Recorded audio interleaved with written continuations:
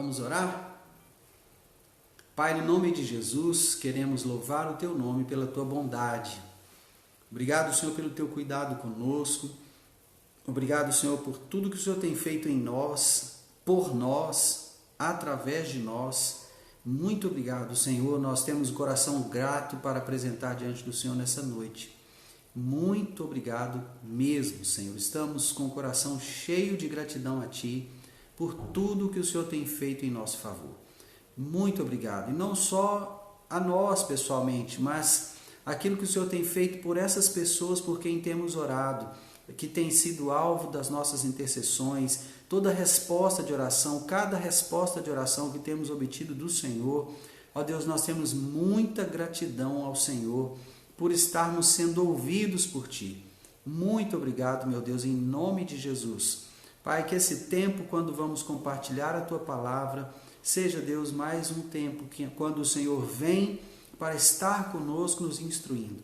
Nós queremos, ó Deus, estar aos Teus pés. Queremos receber mais da Tua palavra. Queremos receber mais entendimento, mais graça do Senhor. Ó Deus, queremos compreender melhor aquilo que o apóstolo Paulo está orientando a igreja de Corinto e que, de uma forma assim indireta, vem para nos orientar também. Nós queremos, em nome de Jesus, que o Teu Espírito encontre liberdade nessa reunião, ainda que não estejamos todos no mesmo lugar, ainda que não estejamos reunidos todos numa mesma sala, mas estamos unidos por conta do amor do Senhor que nos une, por conta do sacrifício da cruz, da obra da cruz que nos fez um corpo único. Ó Deus, nós estamos unidos agora.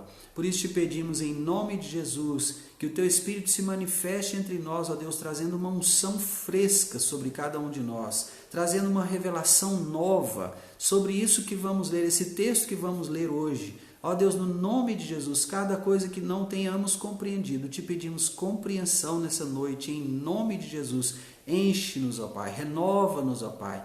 Ó Deus, revigora-nos no nome de Jesus. A graça do Senhor seja sobre nós, para a Tua própria glória. Amém e amém.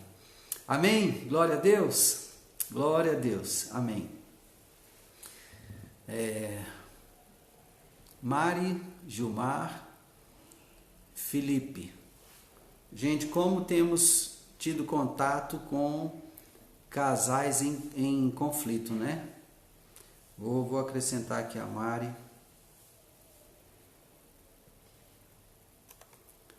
Mari, Gilmar e Felipe.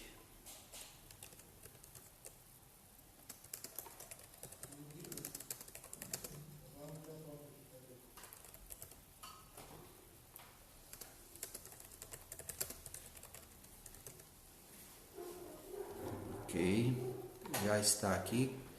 Na próxima live que faremos daqui a alguns minutos, né, quando terminarmos esse tempo de meditação da palavra, já vamos orar pela Mari.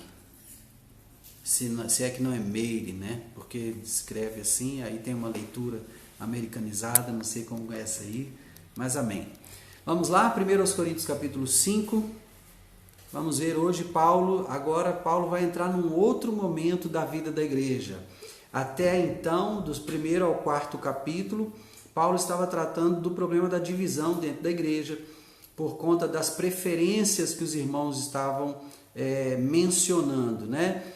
Eu prefiro Paulo, eu prefiro Apolo, eu prefiro Cefas, eu sou de Jesus, e cada um nas suas posturas de soberba que Paulo condena veementemente, e ele trabalha isso com muito vigor, né?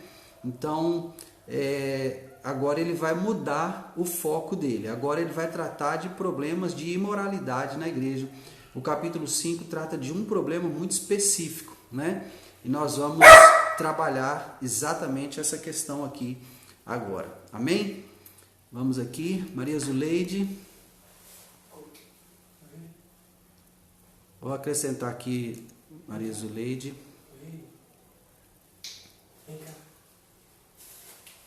Deixa eu ver aqui.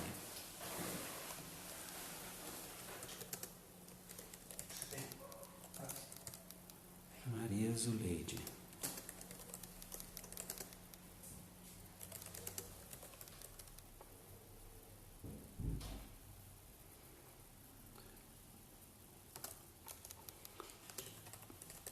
Ok, nós já está acrescentado aqui seu pedido de oração, tá? Só queria pedir a você que você, na medida do possível, nos mantivesse atualizados, tá bom? Porque nós oramos crendo que Deus vai responder e nós ficamos aguardando a resposta. Então, quando alguém pode nos atualizar a respeito do andamento sobre como as coisas estão, a gente se alegra, a gente dá ações de graças ao Senhor, ou seja, a gente completa o processo, né? Hoje nós estamos recebendo seu pedido de oração, vamos começar a orar hoje mesmo. Então, sempre que você puder nos atualizar, vai ser uma bênção, tá bom? Para a gente poder dar graças ao Senhor também pela resposta que Ele dará a você, tá bom? Muito bem. Capítulo 5, 1 aos Coríntios, vamos iniciar nossa meditação. Geralmente se ouve que há entre vós imoralidade, e imoralidade tal como nem mesmo entre os gentios, isto é, haver quem se atreva a possuir a mulher de seu próprio pai. E contudo, andais vós ensoberbecidos e não chegastes a lamentar para que fosse tirado do vosso meio quem tamanho ultraje praticou? Eu, na verdade, ainda que ausente em pessoa, mas presente em espírito, já sentenciei como se estivesse presente, que o autor de tal infâmia, em nome do Senhor Jesus, reunidos vós e o meu espírito, com o poder de Jesus nosso Senhor, entregue a Satanás para a destruição da carne, a fim de que o espírito seja salvo no dia do Senhor Jesus. Não é boa a vossa jactância. Não sabeis que um pouco de fermento leveda toda a massa? Lançai fora o velho fermento para que sejais nova massa, como sois de fato sem fermento. Pois também Cristo, nosso Cordeiro Pascal, foi imolado. Por isso celebremos a festa não com velho fermento, nem com o fermento da maldade e da malícia, e sim com os asmos da sinceridade e da verdade. Já em carta vos escrevi que não vos associasseis com os impuros. Refiro-me com isso não propriamente aos impuros deste mundo, ou aos avarentos, ou roubadores, ou idólatras, pois neste caso terias que sair do mundo. Mas agora vos escrevo que não vos associeis com alguém que, dizendo-se irmão, for impuro, ou avarento, ou idólatra, ou maldizente, ou beberrão, ou roubador, com esse tal nem ainda comais. Pois com que direito havia eu de julgar os de fora? Não julgai vós os de dentro? Não julgais vós os de dentro? Os de fora, porém, Deus os julgará. Expulsai, pois, de entre vós o malfeitor. Então aqui está todo o capítulo 5. Amados, a prática desse homem não é só absurda, ela é nojenta, não é? E o apóstolo fala: oi Joana, boa noite, graça e paz, seja bem-vinda, querida, estava sentindo sua falta, que bom que você apareceu. Então veja, não era só absurdo, mas nojento o ato desse homem. E Paulo está falando aqui, geralmente se ouve que há entre vós imoralidade. Gente, que coisa, parece que era uma prática, que a imoralidade estava presente na vida dos coríntios, da igreja de Corinto. Agora, ele agrava esse fato com o caso deste homem em particular, que se deitou com a mulher do pai, ou seja, com a madrasta. Então, a imoralidade era alguma coisa que estava presente no meio da igreja e que se acentuou com esse episódio desse homem. Agora, Paulo está chamando a atenção para o comportamento da igreja. Irmãos, a igreja de Corinto foi uma igreja assim, muito abençoada. Nós vamos, mais na frente, nós vamos chegar a um momento quando Paulo ele se vê obrigado a orientar a igreja a respeito dos dons espirituais. Por quê? Porque esses dons estavam fluindo no meio da igreja. Mas até ele chegar nesse ponto, nós vamos ver quanto problema Paulo está tratando com essa igreja aqui, não é? E a imoralidade era um desses problemas. E essa palavra geralmente aqui, para mim, ela se torna assustadora quando a gente está tratando da igreja. Então, imoralidade, geralmente se ouve que há entre vós imoralidade. Meu Deus, isso é assustador. Isso é assustador. Numa igreja que está nascendo, numa igreja que está iniciando a vida dela com o Senhor, é claro que ela vai ter imperfeições, é claro que ela vai ter coisas para serem tratadas, mas Paulo fundou essa igreja, ele ficou lá entre os irmãos por cerca de 1 ano e meio. Aproximadamente 1 ano e meio ele ficou entre os coríntios, quando fundou a igreja. Então olha que situação, né? Ele chega, lança os fundamentos, né? Estabelece Jesus como fundamento da igreja, ele ensina os fundamentos da fé cristã, né? Fé em Deus, imposição de mãos, batismos, a ressurreição dos mortos, a vinda do Senhor Jesus, a segunda vinda do Senhor Jesus, são os fundamentos da nossa fé. E Paulo estabeleceu Jesus como fundamento da igreja e depois estabeleceu os fundamentos da fé cristã. E agora ele está tendo que escrever uma carta, respondendo a uma carta que saiu da casa de Cloé, né, falando de outros problemas. E nessa resposta ele ainda tem que dizer: geralmente se ouve que há entre vós imoralidade. Meu Deus, que situação triste, que vida triste esse povo estava vivendo, né? Que vida destituída de atenção e de zelo esse povo estava vivendo nesse contexto aqui, né, do capítulo 5. Eu creio que essa não foi a última forma ou a última maneira como essa igreja se manifestou. Não creio que essa igreja viveu na pecaminosidade. Mas nesse instante aqui, quando Paulo estava respondendo aquela carta, era esse o contexto da igreja. E um contexto muito triste, triste até de se ler. Para mim que estou lendo aqui, né? Para você que está lendo aí, é triste pensar que no meio da igreja existe imoralidade, né? E deixa eu te dizer, eu não estou me fazendo de inocente, tá? Eu não estou me fazendo de inocente imaginando que a igreja... de uma forma geral, quando eu me refiro à igreja, eu falo da assembleia, da comunhão dos irmãos, né? Porque a gente sabe que dentro da igreja, essa grande igreja, existe uma pequena igreja, que é a igreja dos remanescentes, que são aqueles que de fato estão servindo ao Senhor com integridade, com inteireza de coração. Mas eu sei que no meio da grande igreja existe essa prática aqui, existe imoralidade. Infelizmente, irmãos, é a realidade. Sabe, como líder na igreja que sou, não é? Eu tenho essa consciência de que há pessoas que estão na reunião como que cumprindo uma obrigação. Mas o desejo delas era estar em outro lugar muito diferente, onde não tivesse ninguém falando de Deus de preferência. Sabe? A gente sabe de episódios de ministros de louvor que vêm do motel para ministrar louvor, ou que sai da ministração do louvor para o motel. Então a gente sabe dessas coisas que acontecem em vários lugares, né? A gente sabe disso, infelizmente, irmãos, a gente sabe que acontece.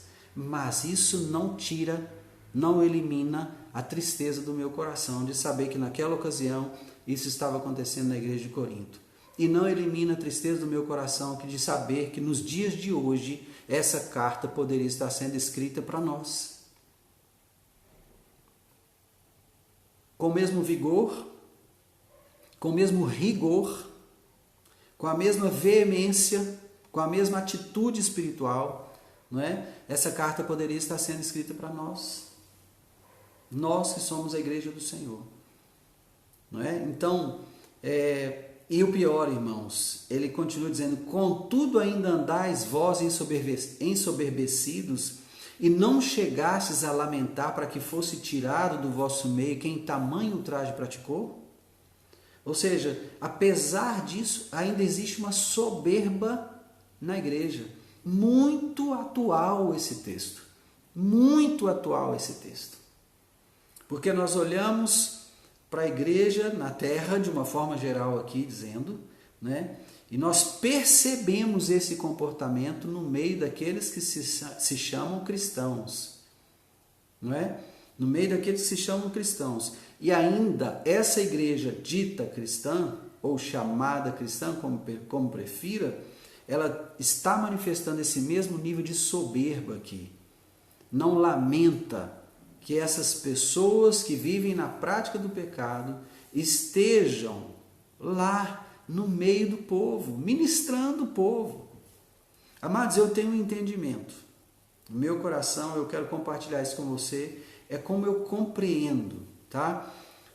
Eu compreendo que a pessoa que ministra transfere tudo que ela tem na vida àqueles que estão sendo ministrados. Eu compreendo que há uma transferência, assim como há uma transferência de unção, não é? Quando uma pessoa está ungida mesmo, cheia de unção do Senhor, cheia da habilidade do Senhor para fazer a vontade de Deus, e essa unção se transfere a partir do púlpito, a partir de uma ministração, eu também creio que uma pessoa contaminada pelo pecado, ao ministrar o povo de Deus, transfere também para o povo de Deus essa contaminação. A gente quer ficar só com aquilo que é bom, né? Eu quero só a unção que está no fulano de tal, no apóstolo fulano de tal, no pastor fulano de tal, no profeta fulano de tal. Eu quero aquela unção do evangelista fulano de tal. Olha como as pessoas são curadas quando aquele homem ora, né? O que é de bom a gente quer, claro, e não tem nada de errado nisso não. Mas o problema é a gente não reconhecer que aquilo que há de ruim na pessoa também pode ser transferido. É por isso que existe tanta permissividade dentro da igreja, dentro do corpo, dentro da comunhão, sabe? No meio da congregação, né? A gente fica tratando as pessoas como se a graça fosse permissividade. E uma coisa é a graça, outra coisa é permissividade, sabe? Então a graça me empodera para eu lidar com o pecado da forma correta. A permissividade faz que o pecado seja algo tolerável diante de Deus. E isso não é verdade. Isso não é verdade. Eu recebo sim poder para lidar com situações de pecado na minha vida. Deus me dá poder para lidar contra o pecado e eu venço o pecado. Mas quando eu me torno permissivo, eu estou entristecendo o Espírito de Deus e ele se afasta. Não é? Então Paulo está sendo aqui bastante objetivo nesse caso com a igreja, ele está tratando assim de forma bem objetiva, prática, não é? E ainda está chamando a atenção da igreja por causa da soberba que havia no meio dos irmãos. Eles nem sequer lamentaram, ninguém chorou. Meu Deus, como é possível ter uma coisa dessa no nosso meio? Ninguém teve essa atitude. Tomaram conhecimento e, como dizem, né, abafa o caso, sabe? Irmãos, em nome de Jesus, me compreenda, eu não sou legalista, mas eu conheço o Deus a quem eu sirvo e tenho buscado conhecer cada dia melhor. E até onde eu conheço o Deus a quem eu sirvo, ele de fato não tolera o pecado. O Senhor a quem eu sirvo não tolera o pecado. Então a permissividade quer fazer de Deus um Deus tolerante. Deus não é tolerante, irmãos, embora ele seja misericordioso. E ele exerce a misericórdia, graças a Deus pela misericórdia do Senhor, porque senão nós já teríamos sido todos consumidos. Mas apesar de ser misericordioso, ele não é permissivo. Amém? Graça não é liberação para permissividade. Nós temos que ter clareza a respeito disso, né? Versículo 3, Paulo vai dizer assim: eu, na verdade, mesmo não estando com vocês, já sentenciei esse homem aí, como se eu estivesse presente. Já sentenciei. E eu espero que quando vocês se reunirem, né, com o poder do nosso Senhor Jesus, esse homem seja entregue a Satanás, para que a carne dele seja destruída, a fim de que o Espírito seja salvo no dia do Senhor. Ou seja, Paulo estava... ok, Amilcar, sem problema. Tudo em paz, meu irmão, fique em paz, viu? Tá tranquilo.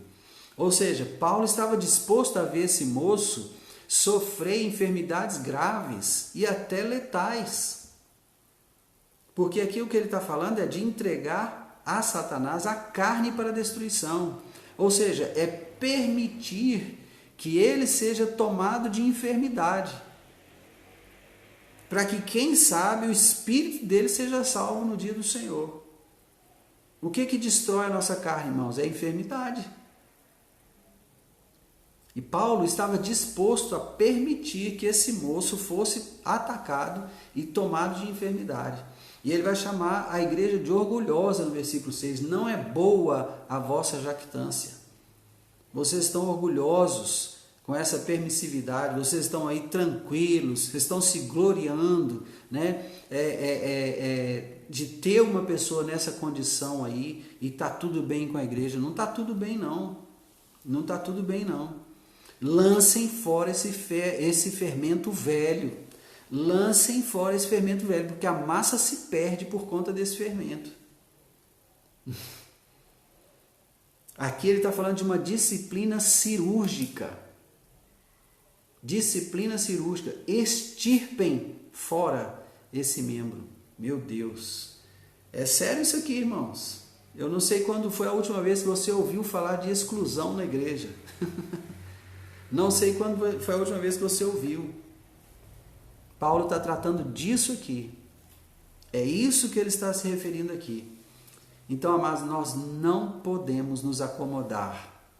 Ele mesmo, escrevendo aos Romanos, disse: não vos conformeis a este século. Não vos conformeis a este século. E a este século significa esse sistema organizado contra Deus, que vai se infiltrando no meio da igreja, contaminando a igreja, pervertendo a verdade. Não é? Então nós vamos ser cautelosos, cuidadosos, zelosos, sabe? Nós vamos sempre amar o irmão, nós vamos sempre amar o pecador, mas o pecado não, querido, o pecado não. O pecado tem que ser tratado com energia. Pecado é pecado, deve ser tratado como pecado, sabe? Então não tem essa, não, ele coitado, ele não aguentou, ele caiu. Não trata dessa forma, não. Em nome de Jesus, não trata dessa forma. Não trata dessa forma. Pecado deve ser tratado com seriedade. Amém, amados? O Senhor nos conceda graça, não é? Lancem fora esse fermento velho para que vocês sejam massa nova, como de fato vocês são, sem fermento, não é? Porque o nosso Cordeiro Pascal já foi sacrificado, já foi imolado. Então, a celebração da Páscoa é sem fermento. Então, Paulo refere-se a Cristo como se ele tivesse sido imolado agora, como se ele tivesse morrido agora, enquanto ele está escrevendo a carta. E é celebração de Páscoa agora, enquanto ele está escrevendo a carta. Não estou dizendo que ele estava escrevendo a carta na época da Páscoa, não. O que eu estou dizendo é que ele está falando como se estivesse escrevendo no período da Páscoa. Cristo, o nosso Cordeiro, foi imolado. Por quê? Porque antes da celebração da Páscoa, nós temos a celebração da festa dos pães asmos, tá? Os pães sem fermento. São 7 dias comendo sem fermento, tá? Durante esses 7 dias, o judeu limpa a casa dele de tudo que for fermento. Tudo. Qualquer coisa fermentada não fica na casa, é tudo jogado fora. No 7º dia, o cordeiro é imolado. Não pode haver fermento. Entende isso? Então, ele está trazendo aqui um símbolo. Ele está trazendo aqui um memorial, que é a Páscoa. E a Páscoa, irmãos, é para nos lembrar que Jesus morreu no meu e no seu lugar. Esse é o objetivo da celebração da Páscoa.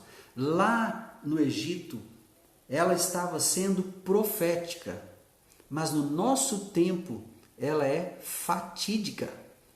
Ou seja, ela representa algo que de fato ocorreu. Jesus de fato morreu, sem pecado, inocente, morrendo no lugar de culpados. Não é? Esse foi o sacrifício do Calvário. Esse é o sacrifício do Cordeiro Pascal. Então, não pode haver fermento mais na nossa casa. E a casa aqui agora é esse corpo. E o fermento a que ele se refere é exatamente o pecado.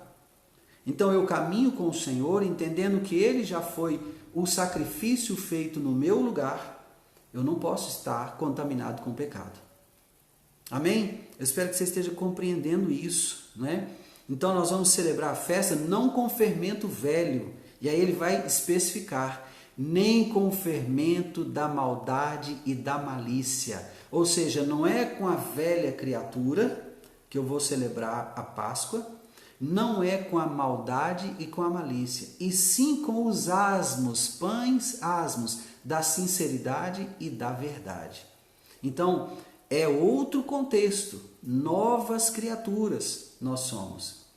A celebração agora é pessoas cheias de Deus, vencendo o pecado, liberadas do pecado, libertas do pecado, servindo a Deus com o coração cheio de amor, pelo que representou o sacrifício de Cristo no Calvário. Então eu tenho que ter essa consciência. Ele diz, já em carta vos escrevi que não vos associasseis com os impuros. E aí agora ele vai dizer quem são os impuros. O impuro não é o homem que está no mundo, não. Senão nós teríamos que sair do mundo. Então o impuro, ele está dizendo aqui, não propriamente aos deste mundo, aos avarentos, roubadores, idólatras, pois neste caso terias que sair do mundo. Mas agora vos escrevo que não vos associeis com alguém que, dizendo-se irmão, for impuro, ou avarento, ou idólatra, ou maldizente, ou beberrão, ou roubador. Com esse tal, nem ainda comais. Oh, irmãos, como é sério. Como é sério. Como é sério. Minha pergunta para você, você está vivendo como igreja, tendo esse olhar para a igreja? Você está sendo igreja, tendo esse olhar para a congregação? Você está sendo a igreja com esse zelo pela própria igreja? Você está zelando pelo testemunho? A comunidade onde você serve, ela tem o respeito da comunidade que está ao redor dela? Por causa do zelo que se tem pela vida com Deus? Como é isso aí na sua cidade, na sua congregação, no lugar onde você está plantado, não é? Porque nós não temos direito algum de julgar os de fora, irmãos. Não. Nós julgamos os de dentro e não as pessoas, as atitudes delas. Nós não podemos julgar as pessoas. Nós podemos julgar na igreja, mas não a igreja. Existe uma diferença sensível aí. Uma coisa é julgar a igreja, outra coisa é julgar na igreja. Nós podemos julgar na igreja, mas não podemos julgar a igreja. Né? Então nós podemos ser juízes na igreja, mas não juízes da igreja. Amém? Então eu preciso ter cuidado, zelo pelo testemunho. Né? Então eu preciso trazer esse irmão, se for o caso, um irmão que for pego em pecado. Jesus ensinou, Mateus capítulo 18, versículo 15 e seguintes. Eu vou até esse irmão, vou conversar com ele, vou mostrar para ele que tipo de atitude ele está tendo. Que a atitude que ele está tendo é pecaminosa. Se ele ficar convencido e se converter, glória a Deus, a alma dele foi ganha, ele foi livre do inferno. Se ele não se convencer, eu vou tomar outro membro da congregação e vou até esse irmão mais uma vez. Se ele ficar convencido, glória a Deus, a alma dele foi livre do inferno. Se ele não se convencer, eu devo então levá-lo à igreja, levá-lo à comunhão dos irmãos, expor a situação e dizer, esse irmão está vendo essa situação e eu estive com ele, não só uma vez, mas 2 vezes, inclusive na presença de outro irmão. E ele não se convenceu. Perdão, irmãos. Então eu vim trazê-lo à igreja, para que a igreja tome as atitudes que são cabíveis. E aí Jesus fala que ele deve ser tratado como gentio e publicano. Está entendendo isso? Ou seja, ele será alvo de uma nova evangelização praticamente. Por quê? os fundamentos da fé cristã terão que ser revisados junto com ele. Irmão, quando você se converteu, você compreendeu isso. Ah, eu compreendi. Por que você não está vivendo, irmão? A prática que você está vivendo denuncia o contrário, demonstra o contrário. Ela está dizendo o contrário. Você está falando que aprendeu isso, que assimilou aquilo, assim, mas não é essa a sua prática. A sua prática está sendo contrária a isso. Ele terá que ser discipulado, encaminhado a um discipulado cuidadoso, criterioso. Isso é tratá-lo como gentio e publicano. Não é simplesmente mandá-lo embora, não, porque o gentio e o publicano vai ser alvo da evangelização. Amém? Pesado, né? Pesado, mas Paulo diz que com esse tipo de pessoa nós não devemos nem nos assentar para comer, nem nos assentar. Eu não vou me associar com ele, né? E me associar é fazer parte, misturar-me, relacionar-me, ser íntimo, né? Essa palavra aqui, não vos associeis, né? É a palavra sunanamignumi. Que palavra difícil. Sunanamignumi. Meu Deus. Misturar-se, relacionar-se, ser íntimo. Entende? Eu não vou ser íntimo de uma pessoa que, dizendo-se irmão, foi impuro, avarento, idólatra, maldizente, beberrão ou roubador. Com esse tal, nem ainda comais. Nem ainda comais. Irmãos, ser igreja é ser Jesus na terra. Porque se nós somos o corpo de Cristo e Ele é a cabeça desse corpo, ser igreja é ser Jesus na terra. E Jesus não foi tolerante com o pecado. Não é porque Jesus não está na terra que nós nos tornaremos tolerantes com o pecado. Não, ele continua sendo o cabeça da igreja. Então o corpo dele, o corpo místico de Cristo, está pisando nessa terra ainda. Então nós precisamos lidar com o pecado da forma como Jesus lida com o pecado. Não é? Amém? Então vamos entregar os de fora ao julgamento do Senhor. Mas se houver entre nós uma pessoa com uma atitude tal como essa, ela precisa ser expulsa do nosso meio. Essa que é a palavra que Paulo usou. Expulsai, pois, de entre vós o malfeitor. É sério, né, irmãos? Muito sério. É um tratamento de choque, né? É cirúrgico isso aqui. Mas é para preservação do corpo, é para preservação da igreja, tá? Então, que o Senhor nos conceda graça para viver como Paulo está ensinando aqui, para ser igreja como ele está orientando aqui. Não é fácil, não é fácil. Um líder que toma uma atitude como essa aqui, nos nossos dias, eu posso dizer para você que ele é aquele líder que é taxado de legalista, sabe? Ele é taxado de dono da igreja, ele é taxado de pessoa não é bem quisto pela comunidade, sabe? Não, esse irmão é exigente demais, é enérgico demais, nós estamos debaixo de graça, não é isso aí não, isso aí não existe mais não, isso ficou no passado. Não ficou no passado, a Bíblia não caduca, a Bíblia não muda, o texto bíblico é o mesmo, nada mudou. O que está mudando é que nós estamos nos conformando a este século. Essa está sendo a grande mudança. É a que nunca deveria ocorrer. Não é? É por causa disso que a nação está como está, cheia de corrupção. Porque a igreja está cheia de corrupção. E a nação é o que a igreja é. A nação é o que a igreja é. O que a palavra de Deus diz? Assim como é o sacerdote, também é o povo. Se nós somos reino de sacerdotes, assim como é o reino de sacerdotes, também é o povo. Compreende por que o Brasil está como está? O Brasil está como está porque a igreja está como está. Que o Senhor tenha misericórdia de nós, que o Senhor gere em nós arrependimento, irmãos.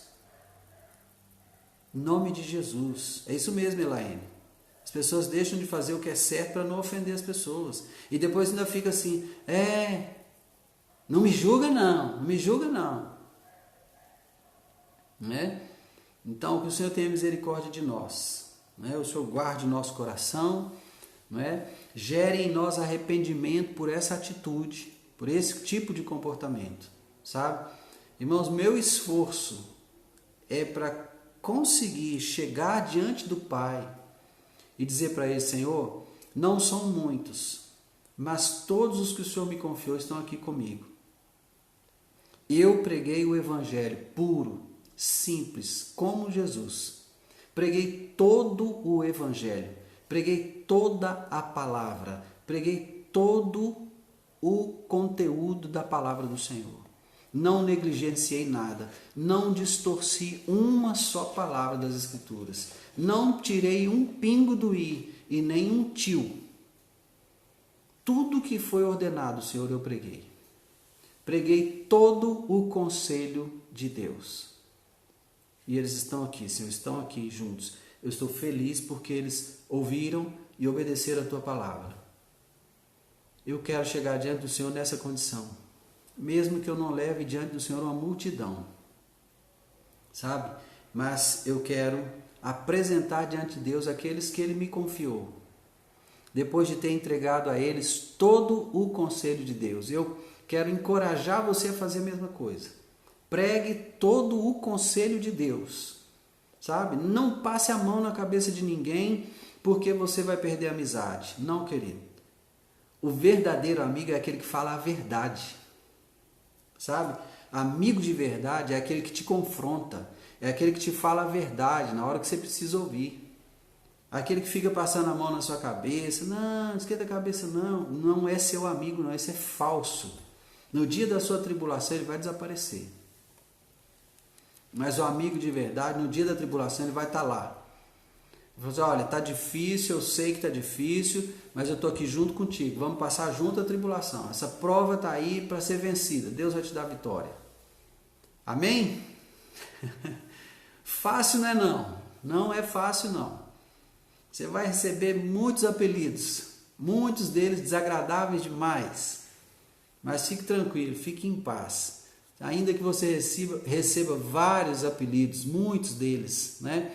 E talvez até você julgue assim, não, eu não merecia, se preocupe com isso. Mesmo que seja assim. Amém?